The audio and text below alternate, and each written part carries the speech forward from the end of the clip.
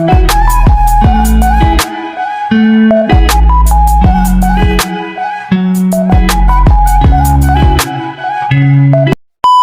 Guys, अस्सलाम वालेकुम। Welcome back to my new vlog. कैसे हैं आप सब लोग?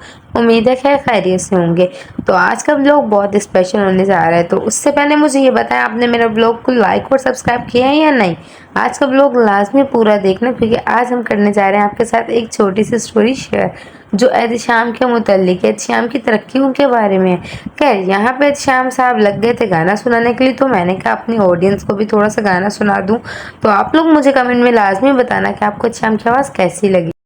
तो गाइस, सीन कुछ ऐसा कि ये वीडियो मैं 3 दफ़ा अपलोड कर चुकी हूँ और तीनों दफ़ा आ रही थी कॉपीराइट। अब मैं परेशान थी कि कॉपीराइट क्यों आ रहा था, तो मुझे बाद में समझ आया कि एहतशाम साहब के गाने में आ रहा था पीछे से साउंड, जिसकी वजह से आ रहा था कॉपीराइट। तो फिर मैंने कहा चलो अब की बार छोड़ देती हूँ, अब की बार ऐसी वीडियो अपनी अपलोड कर देती हूँ, अपनी आवाज़ डाल के। नेक्स्ट टाइम सुना दूँगी आप लोगों को इनकी आवाज़ में गाना, क्योंकि हुसैन साहब भी बहुत तंग कर रहे होते हैं। हाँ, ये हो सकता है हुसैन साहब के पीछे से आवाज़ें ज़रूर आ रही होंगी मेरा वीडियो रिकॉर्ड करते हुए, क्योंकि उसको बड़ी मस्ती। हुसैन साहब की तो आवाज़ें आपको मिल ही रही होंगी और हुसैन साहब ने बहुत तंग करना शुरू कर दिया। जिस चीज़ का वेट कर रहे हैं, क्यों ना वो हो जाए। एहतशाम साहब की छोटी सी स्टोरी सुन ली जाए, जिनको वो बहुत मिस करते हैं वो टाइम।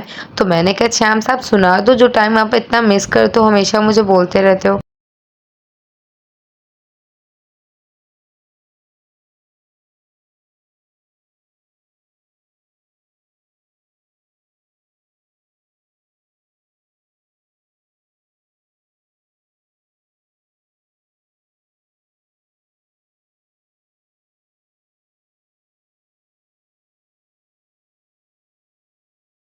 तो गाइस, कैसी लगी आपको शाम की ये छोटी सी स्टोरी? कमेंट में लाजमी बताइएगा। उसके बाद हम लोग चले गए थे नाश्ता करने के लिए, लेकिन नाश्ता हम लोगों ने कहा बाहर नहीं करेंगे, घर जाके करेंगे, पैक करवा लेते हैं। तो हमने नाश्ता पैक करवा लिया था और फिर हम जा रहे थे घर की तरफ, और हुसैन साहब यहाँ खेल रहे थे। नाश्ता वाश्ता करके मैं तो गई थी सो, और जैसे ही मैं सो के उठी फिर मुझे ख्याल आया मुझे तो खाना पकाना था।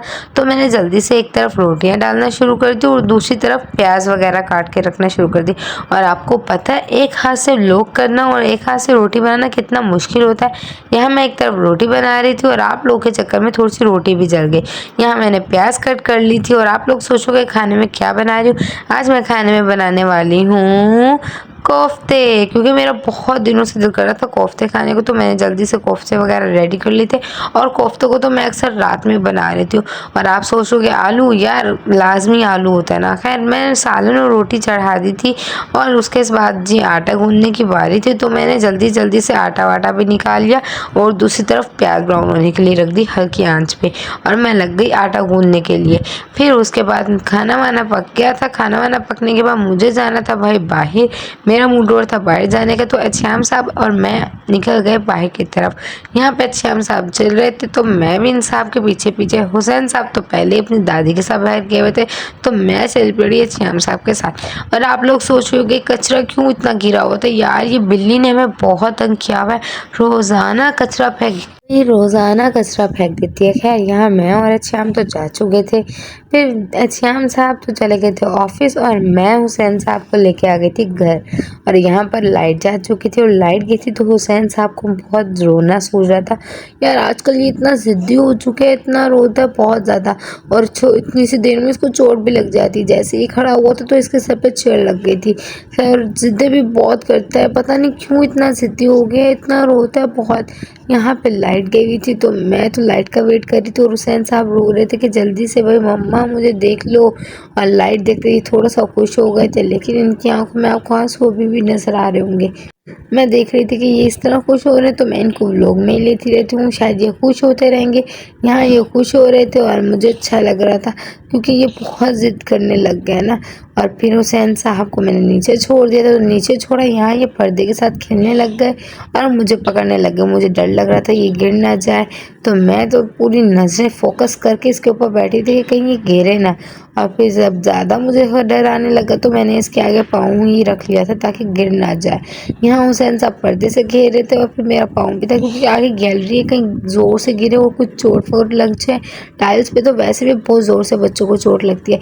उसके बाद जी एहतशाम साहब ने मुझे बताया कि सुबह इनकी और इनके दोस्त की लगी थी रेसिंग, और जीते थे एहतशाम साहब। एहतशाम साहब ने अपनी गाड़ी दी थी अपने दोस्त को, और उन्होंने चलाई थी अपने दोस्त की पुरानी गाड़ी, यानी कि सिविक्स एक्स वर्सेस सिविक्स 11 जेन।